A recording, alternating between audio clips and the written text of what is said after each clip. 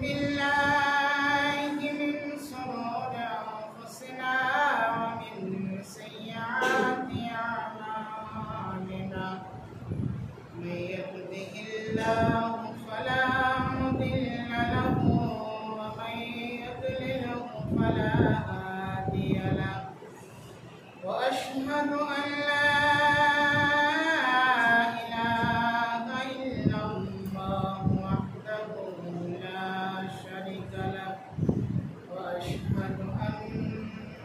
محمدا عبده ورسوله أما بعد فإن خير الحديث كتاب الله وخير الهدي هدي محمد صلى الله عليه وسلم وشر الأمور محدثاتها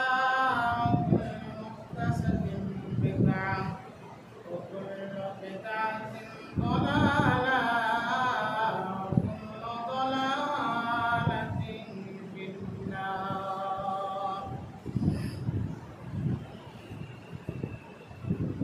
يا أيها الذين آمنوا اتقوا الله حق تقاته ولا تموتن إلا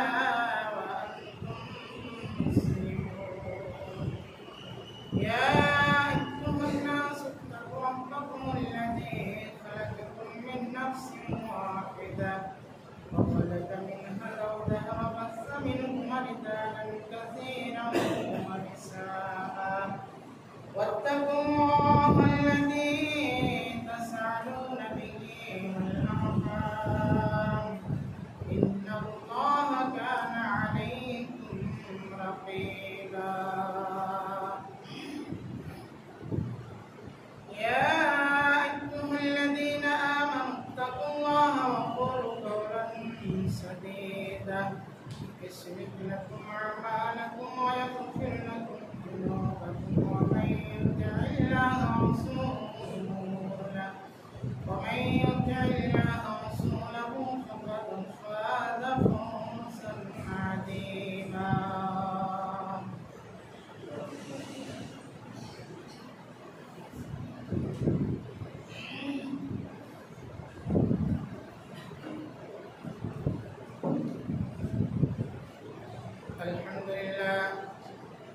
الحمد لله وحده والصلاة والسلام على من لا نبي بعد أما بعد أعوذ بالله من الشيطان الرجيم. ولله على الناس حج البيت من استطاع إليه سبيلا ومن كفر فإن الله غني عن العالمين. وقال النبي صلى الله عليه وسلم إن الله فرض عليكم الحج فحجوا. উপস্থিত শ্রদ্ধেয় সম্মানিত ইসলাম ধর্মের ভাই সকল, সর্বপ্রথম মহান রব্বুল আলামিনের প্রশংসা। যে মহান রব্বুল আলামিন আমাদেরকে সপ্তাহের পরে জামে মসজিদে একত্র সুযোগ দান করেছেন, তাই আমরা সকলে বলি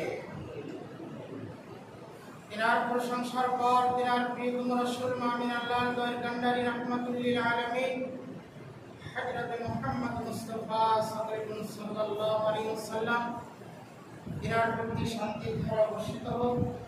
আল্লাহুম্মা সাল্লি আলাইহি আল্লাহুম্মা বারিক আলাইহি ওয়াসাল্লাম। আজকে জুমার দিন, সময়ের দিকে লক্ষ্য করে আমি আপনাদের সামনে পবিত্র আল কালাম গ্রন্থ হইতে একটি আয়াতের অংশ তেলাওয়াত করছি এবং মহানবী সাল্লাল্লাহু আলাইহি ওয়াসাল্লামের এখানে হাদিস পাঠ করেছি। আশা করছি কোরআন এবং হাদিসকে সামনে রেখে আমি আমার বিষয়বস্তু কি জানবো আমার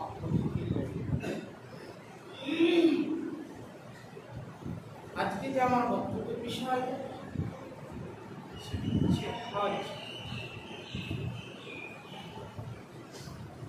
কিন্তু হজ একটি গুরুত্বপূর্ণ ইবাদত, ফরজ ইবাদত। যে ব্যক্তির হজ ফরজ হয়ে গিয়েছে সেই ব্যক্তির উচিত হবে যে সেই হজ করা। এই মর্মে আল্লাহ রাব্বুল আলামিন সূরা আল ইমরানের ৯৭ নম্বর আয়াতে বলেছেন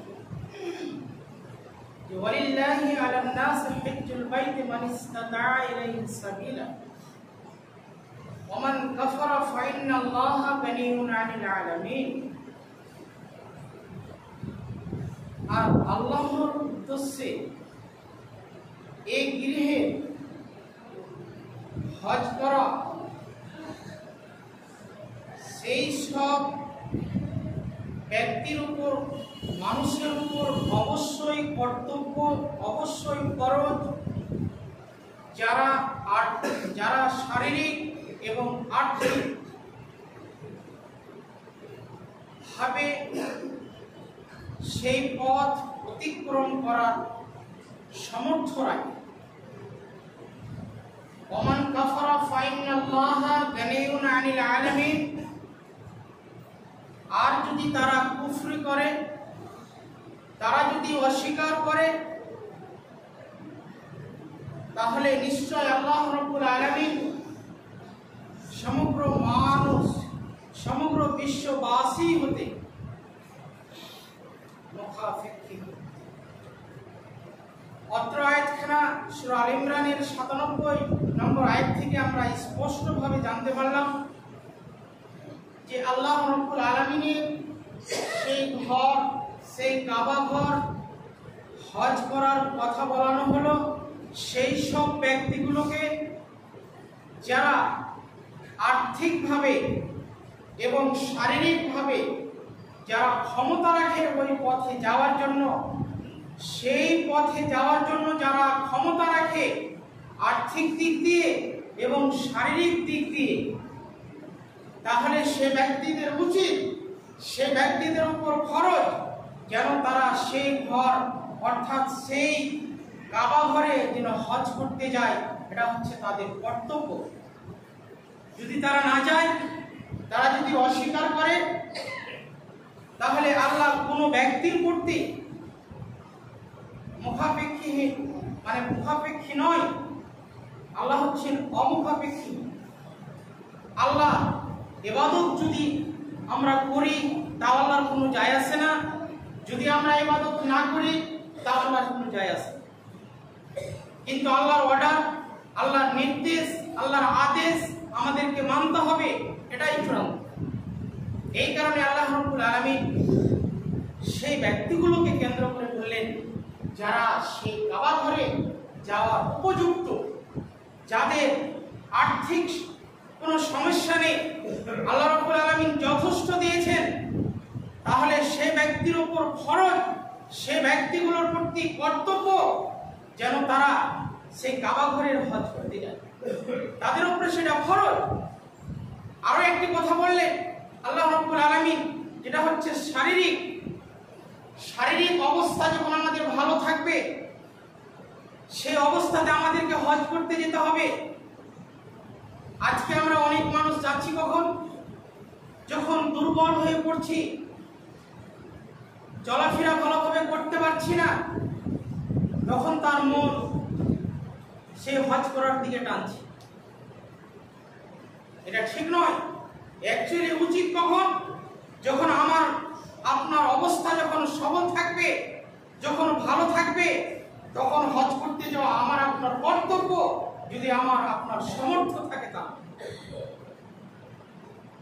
কেন সেখানে গিয়ে অনেকগুলো কাজ করতে হবে।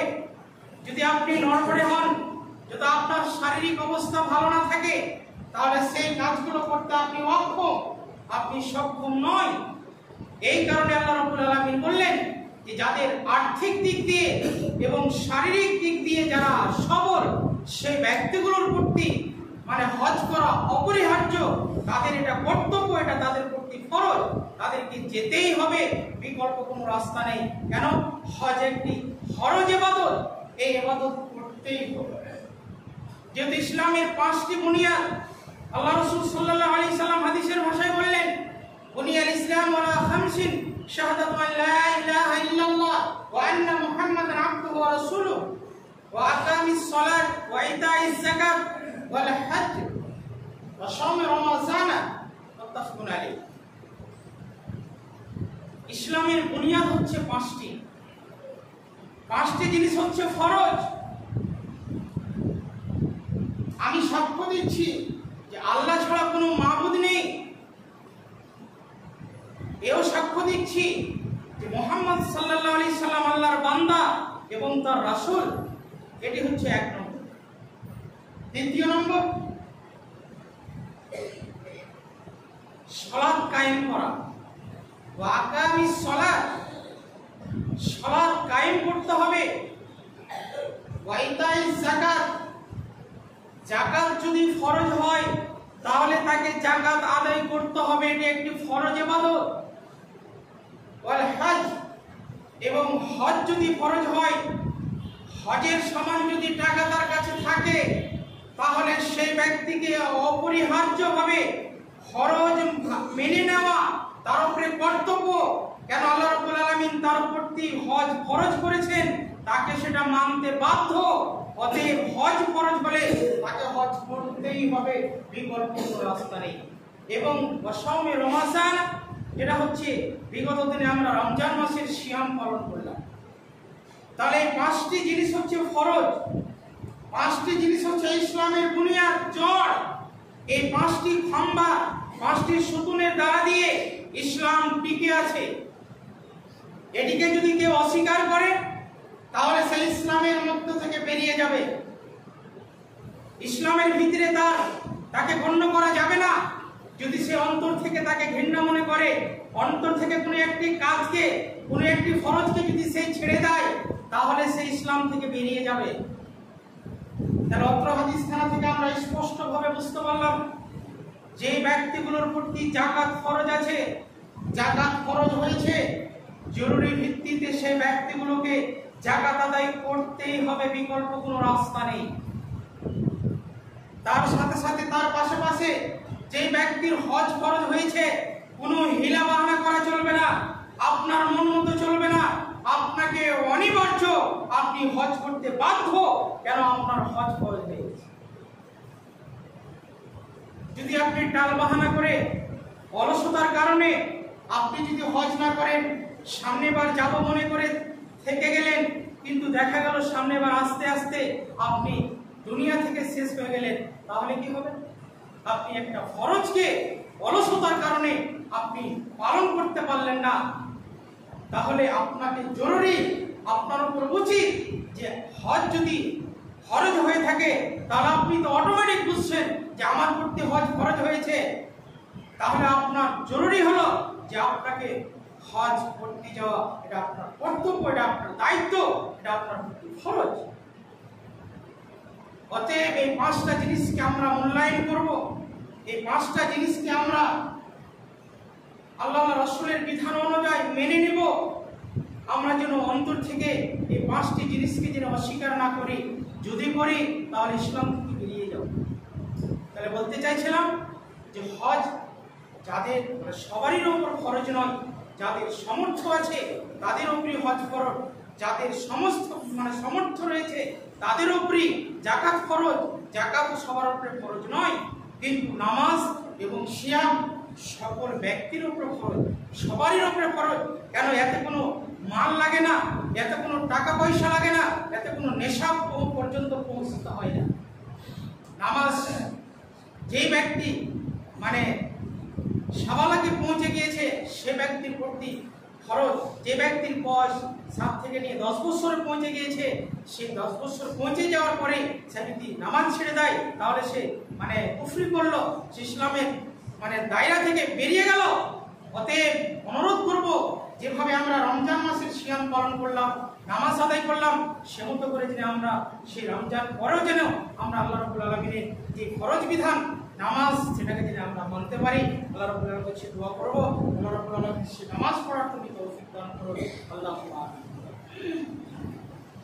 হজের ব্যাপারে অনেকগুলো হাদিস রয়েছে, কয়েকটি হাদিস আপনাদের সামনে তুলে ধরছি। আয়েশা রাদিয়াল্লাহু তাআলা আনহা থেকে হাদিসটি বর্ণনা, আল্লাহ রাসূল সাল্লাল্লাহু আলাইহি সাল্লাম বলেন যে আল্লাহ রাব্বুল আলামিন বলেন যে আল্লাহ রাব্বুল আলামিন আরাফার দিনে যত মানুষকে জাহান্নাম থেকে মুক্তি দেন, অন্য কোনো দিনে তত ব্যক্তিকে জাহান্নাম থেকে মুক্তি দেন না। সেই দিন আল্লাহ রাব্বুল আলামিন তাদের অতি নিকটে আসে এবং ফারিস্তাদেরকে নিয়ে গর্ব করে যে তারা কি বলে, তারা যা বলে, যা চায় আমি তাদেরকে তাই দেব, তাদের কথা আমি শুনবো। হাদিসটি মুসলিম মিসকাতে 2594 নম্বর হাদিস। অত্র হাদিস খানা থেকে আমরা স্পষ্টভাবে বুঝতে পারলাম যে আরাফার দিন, সেই দিনে মানুষকে আল্লাহ রাব্বুল আলামিন জাহান্নাম থেকে এত মুক্তি দেন, অন্য দিনে ততটা দেন না। এবং সেই দিন অর্থাৎ আরাফার দিনে আল্লাহ রাব্বুল আলামিন নিজে সেই মানুষদের প্রতি নিকটে আসে, তাদেরকে বলে, ফারিস্তাদেরকে বলে, তারা কি বলে, তারা যা চায়, তারা যা বলে আমি তাদেরকে তাই দেব। অত্র হাদিসখানা থেকে আমরা স্পষ্ট বুঝতে পারলাম যে আরাফার দিনে মানুষ প্রচুর মানুষকে, আল্লাহ রাব্বুল আলামিন প্রচুর মানুষকে জাহান্নাম থেকে মুক্তি দেন এবং তাদেরকে মাফ করার জন্য, তাদেরকে কোনো কিছু চাইলে দেওয়ার জন্য আল্লাহ রাব্বুল আলামিন প্রস্তুত থাকে। কিন্তু আমাদেরকে চেয়ে নিতে হবে। অন্য হাদিস আল্লাহ রাসূল সাল্লাল্লাহু আলাইহি সাল্লাম এইভাবে বললেন, ইবনে আব্বাস রাদিয়াল্লাহু তাআলা আনহু থেকে হাদিসটি বর্ণনা, রাসূল সাল্লাল্লাহু আলাইহি সাল্লাম বলেন, হাজরে আসওয়াদ পাথরকে জান্নাত থেকে যখন অবতীর্ণ করা হয় তখন তার রং ছিল দুধ অপেক্ষা অধিক সাদা, কিন্তু আদম সন্তানের পা তাকে কালো করে দিয়েছে। হাদিসটি তিরমিজি সহিহ হাদিস, আলবানী মিশকাতের 2577 নম্বর হাদিস। অত্র হাদিসখানা থেকে আমরা স্পষ্ট বুঝতে পারলাম হাজরে আসওয়াদ একটি পাথরের নাম। সেই পাথরখানা জান্নাত থেকে যখন অবতীর্ণ করা হয়, জান্নাত থেকে যখন নিয়ে আসা হয়, তখন পাথরটি ছিল দুধের চাইতে সাদা, কিন্তু আদম সন্তানের পাপের কারণে সেই পাথরটি আজকে কালা পাথর হিসাবে বর্ণনা হয়েছে। আজও পাথরটি আছে, সে পাথরটির নাম হচ্ছে হাজরে আসওয়াদ। হাজর মানে হচ্ছে পাথর, আর কালা আসওয়াদ মানে হচ্ছে কালো, কালো পাথর। তাহলে জান্নাত থেকে নিয়ে আসা হলো, তখন সাদা ছিল, দুধের চাইতে অধিক সাদা, কিন্তু হাজর আদম সন্তানের পাপ, এত পাপ যে সেই চুমো দিয়ে দিয়ে সেই পাথরখানা আজ পর্যন্ত কালো হয়ে গেছে। তাহলে আল্লাহ রাব্বুল আলামিন এর হাদিস, রাসূল সাল্লাল্লাহু আলাইহি সাল্লামের হাদিস থেকে আমরা এটাই উপলব্ধি করতে পারলাম যে পাথরখানাকে হাজী সাহেবেরা এখান থেকে যেখান থেকে যাক না কেন, তাকে ইশারাতে হোক, হাতের দ্বারাতেই হোক, তাকে ডাইরেক্ট যে চুমা দেওয়া হোক, চুমতে হবে, এটাই হচ্ছে বাস্তব। তাহলে চুমলে কি হবে? সে আদম সন্তানের পাপ মোচন করা হবে। তাহলে যতগুলো হাজী সাহেব যাবেন এখান থেকে বা যে কোনো জায়গা থেকে, সেই পাথরখানাকে চুমতে হবে, পাথরখানাকে ইশারা করে হোক, পাথরখানাকে দেখে হোক, সেখানে চুমলে কি হবে? আদম সন্তানের পাপ মোচন করা হবে। অপর হাদিস থেকে পাওয়া যাচ্ছে, ইবনে আব্বাস রাদিয়াল্লাহু তাআলা আনহু থেকে হাদিসটি বর্ণনা, রাসূল সাল্লাল্লাহু আলাইহি সাল্লাম হাজরে আসওয়াদ সম্পর্কে বললেন, কি বললেন? যে আল্লাহর কসম খেয়ে বলছি, কিয়ামতের দিন সেই পাথরখানাকে উঠানো হবে এবং তার দুটি চোখ থাকবে যার দ্বারা সে দেখবে, এবং তার একটি জিহ্বা থাকবে যার দ্বারা সে কথা বলবে, এবং যেই ব্যক্তিগুলো তাকে ঈমানের সঙ্গে চুমু দিয়েছে সেই ব্যক্তিগুলোর পক্ষে হয়ে সেই পাথর সাক্ষী দেবে। তিরমিজি বাংলা মিসকাতের 2463 নম্বর হাদিস। অত্র হাদিসখানা থেকে আমরা স্পষ্ট বুঝতে পারলাম হাজরে আসওয়াদের সম্পর্কে আল্লাহ রাসূল সাল্লাল্লাহু আলাইহি সাল্লাম অসংখ্যে বললেন। কি বললেন? যে কিয়ামতের দিন তাকে উঠানো হবে, সেই পাথরকে উঠানো হবে, তার দুটি চোখ থাকবে, তার জিহ্বা থাকবে, সে কথা বলবে, দেখতে পাবে, এবং যারা ঈমানের সঙ্গে তাকে চুমু দিয়েছে তাদের পক্ষে হয়ে সে সাক্ষী দেবে। তাহলে এখান থেকে আমরা স্পষ্ট, যারা আমরা হজ করতে যাই, হজ করতে গিয়ে যে চুমু দিই, ঈমানের সঙ্গে যদি আমরা চুমু দিয়ে থাকি তাহলে আমাদের পক্ষে সে হাজরে আসওয়াদ পাথর সাক্ষী দেবে। যদি ঈমানের সঙ্গে আমরা চুমু না দিই তাহলে আমাদের পক্ষ থেকে সে পাথর সাক্ষী দেবে না। এটাই হাদিসের অন্য হাদিস থেকে আমরা এভাবে বুঝবো। আনাবি হুরায়রা রাদিয়াল্লাহু তাআলা আনহু قال سئل رسول الله صلى الله عليه وسلم أي الأعمال أفضل فقال إيمان بالله قيل ثم ماذا قال الجهاد في سبيل الله قيل ثم ماذا قال حج مبرور। আবু হুরায়রা রাদিয়াল্লাহু তাআলা আনহু থেকে বর্ণনা, একদা রাসূল সাল্লাল্লাহু আলাইহি সাল্লামকে জিজ্ঞেস করা হলো, হে আল্লাহর রাসূল, সবচাইতে আল্লাহর নিকটে গ্রহণীয়, পছন্দনীয়, শ্রেষ্ঠ আমল কোনটি? রাসূল সাল্লাল্লাহু আলাইহি সাল্লাম বললেন, আল ফাকালা ঈমানুন বিল্লাহি ওয়া রাসূলিহি, আল্লাহ এবং আল্লাহ রাসূলের প্রতি বিশ্বাস স্থাপন করতে হবে। এটি হচ্ছে এক নম্বর আমল, যেটি হচ্ছে আল্লাহর নিকটে সবচাইতে পছন্দনীয় আমল। দ্বিতীয় নম্বর জিজ্ঞেস করা হলো আল্লাহ রাসূল, তারপরে কোনটি? রাসূল সাল্লাল্লাহু আলাইহি সাল্লাম বললেন, আল জিহাদু ফি সাবিলিল্লাহ, আল্লাহর পথে জিহাদ করা। তারপরে জিজ্ঞেস করা হলো আল্লাহ রাসূল, তারপরে কোনটি? রাসূল সাল্লাল্লাহু আলাইহি সাল্লাম বললেন, হাজ্জুন মাবরুরুন, কবুলকৃত হজ। বুখারী মুসলিম মিসকাতে 2506 নম্বর হাদিস। অত্র হাদিসখানা থেকে আমরা স্পষ্ট বুঝতে পারলাম আল্লাহর নিকটে সবচেয়ে পছন্দনীয় আমল হলো, এক নম্বর হচ্ছে আল্লাহ রাসূলকে মেনে নিতে হবে, আল্লাহ রাসূলের প্রতি বিশ্বাস স্থাপন করতে হবে। আল্লাহ রাসূলের প্রতি যদি আমার আপনার বিশ্বাস না থাকে তাহলে কোনো ইবাদত কবুল হতে পারে না, অসম্ভব। দ্বিতীয় নম্বর আল্লাহর নিকটে পছন্দনীয় আমল হলো আল জিহাদু ফি সাবিলিল্লাহ, আল্লাহর রাস্তায় সবচাইতে দ্বিতীয় নম্বর পছন্দনীয় আমল হলো আল্লাহর রাস্তায় জিহাদ করা। তিন নম্বর পছন্দ আমল হলো যে কবুলকৃত হজ। হজ যদি কবুল হয়ে থাকে তাহলে সেটাই আল্লাহ রাব্বুল আলামিনের নিকটে তিন নম্বর মানে আমল, পছন্দনীয় আমল। তাহলে অত্র হাদিসখানা থেকে আমরা স্পষ্ট বুঝতে পারলাম, আমি আপনি যদি হজ করতে যাই আর হজ করতে গিয়ে যদি হজ কবুল না হয় তাহলে কিন্তু আল্লাহর নিকটে পছন্দনীয় আমল হবে না। তাহলে হজ করতে গেলেই যে সেখানে গেলেই যে হজ কবুল হবে এটা কেউ বলছে কেন? আপনি দেখা গেল অনেক মানুষের হক মেরে গিয়েছেন, হজ হবে না। ছেলেদেরকে জমি দিয়ে গেছেন, মেয়েগুলোকে আপনি বঞ্চিত করে গেছেন, মাহরুম করে দিয়েছেন। সেই কাবা শরীফের গিলাফ ধরে যদি কাঁদেন, দোয়া পড়েন, লাব্বাইক আল্লাহুম্মা লাব্বাইক লা শারীকা লাকা লাব্বাইক, এই বলে যদি দোয়া করেন, আল্লাহ রাব্বুল আলামিন বলবেন লা লাব্বাইক, তুমি আমার নিকটে হাজির নও, আমি তোমার ডাকে সাড়া দিতে পারবো না। কেন? তুমি বান্দার হক মেরে এসেছো, ছেলেকে জমি দিয়ে এসেছো, মেয়েকে তুমি বঞ্চিত করে রেখেছো। এই মতো যদি সমাজের লোক থাকে তাহলে সাবধান হয়ে যান। কোনো ব্যক্তির যদি কোনো সম্পত্তি এক চুল পরিমাণ যদি দাবিয়ে খান, কিয়ামতের মাঠে আপনাকে 7 তাবক জমি আপনার গলায় দিয়ে দেওয়া হবে। এটা রাসূল বলছেন। অতএব হাফ বিদ্যা, এক বিদ্যা জমি, এক চুল পরিমাণ জমি কোনো ব্যক্তির যদি আপনি অন্যায়ভাবে দখল করে থাকেন তাহলে সেই ব্যক্তিকে ফিরিয়ে দেন, না হলে কাবা শরীফের গিলাফ ধরে যদি কাঁদেন কোনো লাভ হবে না। আজকে সমাজে অনেক রকমের সমস্যা, ছেলেকে জমি দিচ্ছে, মেয়েকে দেয় না। এই অধিকার আপনাকে কে দিয়েছে? কলম ধরতে আপনি গেলেন কেন? হজ করতে গেলে আপনাকে জমি বন্টন করে দিতে হবে, এটা কে বলেছে?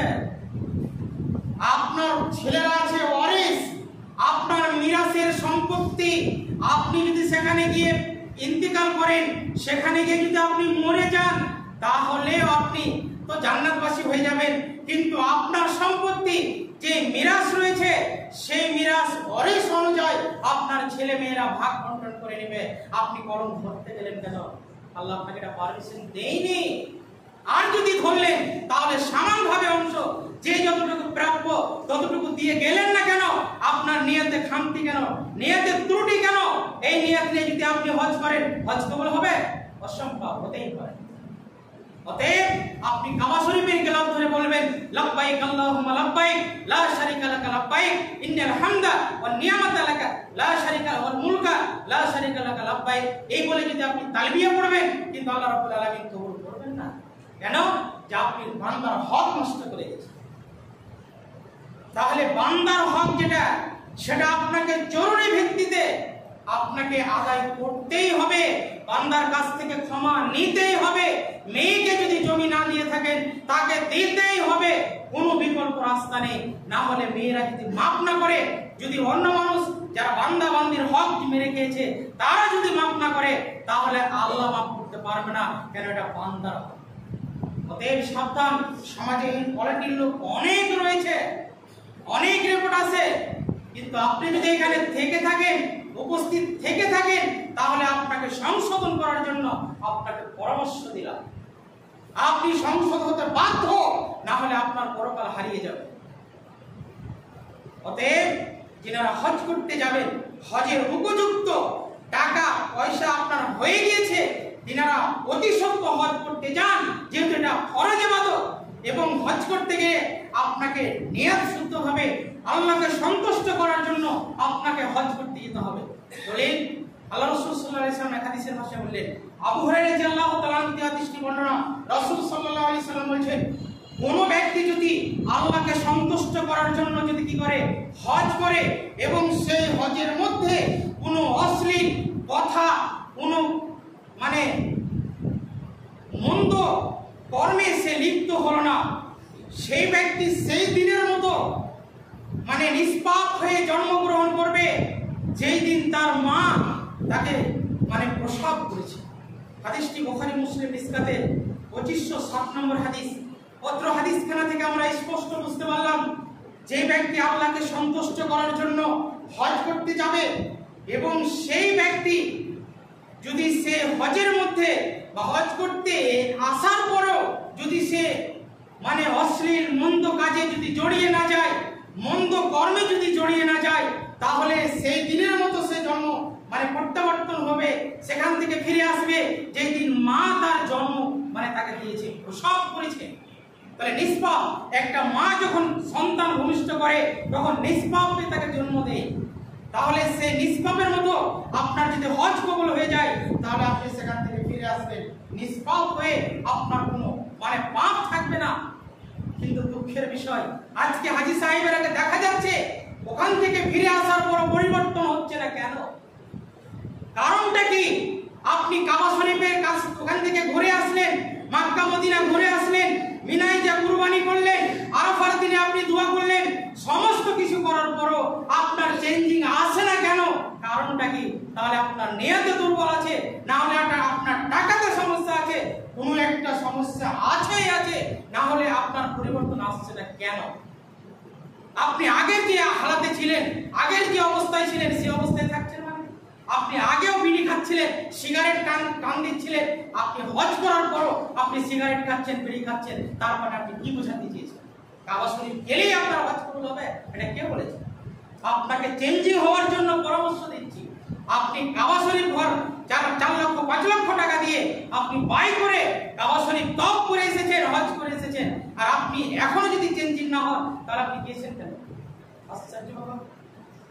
30টি রমজান রাখার পরও আপনাকে দারু মানে আপনাকে মদ, আপনাকে গুটকা, সিগারেট, জর্দা, বিড়ি 5000 10,000 ছাড়তে পারলেন না, তাহলে আপনি কি বোঝাতে চেয়েছেন? রমজান মাসে সিয়াম পালন করেন আর কাবা শরীফের হজ করে আপনি কোনটা বোঝাতে চেয়েছেন? কোনটা? নাউজুবিল্লাহ বিল্লাহ। আপনি আপনাকে অনুরোধ করছি, আপনাকে পরামর্শ দিচ্ছি, আপনি তওবা করুন যে 30টি রমজান রাখার পরও কাবা শরীফের হজ করে আসার পরও যদি আমার ভেতরে আমার নোংরা আচরণ যদি আমি সরাতে না পারি, তাহলে আমি কি করলাম? জীবনটা ব্যর্থ। অন্য হাদিসে আল্লাহ রাসূল বলেছেন, আবু হুরায়রা রাদিয়াল্লাহু তাআলার মধ্যে হাদিসটি বর্ণনা, রাসূল সাল্লাল্লাহু আলাইহি সাল্লাম বলেন, কোন ব্যক্তি যদি উমরা করতে যায়, এক উমরা থেকে নিয়ে আরেক উমরা পর্যন্ত, সেটা হচ্ছে কাফারা, এবং সেই ব্যক্তি যদি হজ কবুল হয়ে যায়, তাহলে সেই হজ কবুলকৃত হজের বিনিময় হচ্ছে, তার প্রতিদান হচ্ছে জান্নাত ছাড়া কিছু নয়। তাহলে অত্র হাদিসখানা বুখারী মুসলিম মিসকাতের 2508 নম্বর হাদিস। অত্র হাদিস থেকে আমরা স্পষ্ট বুঝতে পারলাম, এক উমরা করেছি, আরেক উমরা যাওয়া পর্যন্ত মধ্যখানে যত পাপ করেছি, আল্লাহ রাব্বুল আলামিনের নবী বললেন সেই পাপটা কি হয়ে গেল? তার কাফারা, তার পাপটা মুছে গেল। এবং তার যদি কবুলকৃত হজ হয়ে যায়, তাহলে তার বিনিময় হচ্ছে জান্নাত। তাহলে হজ যদি কবুল হয়ে যায়, তাহলে তার বিনিময় আল্লাহ বলছেন তার প্রতিদান, রাসূল বলছেন তার প্রতিদান আল্লাহ রাব্বুল আলামিন জান্নাত ছাড়া কিছু দেবে না। তাহলে মানুষকে জান্নাত যাওয়ার জন্য আল্লাহ পথ দেখিয়েছেন, কিন্তু সেই পথটাকে আজকে আমরা হারিয়ে ফেলেছি। ইবনে আব্বাস রাদিয়াল্লাহু তাআলার মধ্যে হাদিসটি বর্ণনা, রাসূল সাল্লাল্লাহু আলাইহি সাল্লাম বলেন, কোন ব্যক্তি যদি রমজান মাসে উমরা করতে যায়, তাহলে সেই হজ কবুলকৃত হজ করার সমান কি হবে? তার সওয়াব হবে। হাদিসটি বুখারী মুসলিম মিসকাতের 2509 নম্বর হাদিস। অত্র হাদিসখানা থেকে আমরা স্পষ্ট বুঝতে পারলাম, কোন ব্যক্তি যদি রমজান মাসে উমরা করতে যায়, তাহলে তার হজ কবুলকৃত হজ করার সমান সে হবে, সওয়াব পাবে। অতএব যারা উমরা করতে যাব, আমরা চেষ্টা করব রমজান মাসে যেন যাই।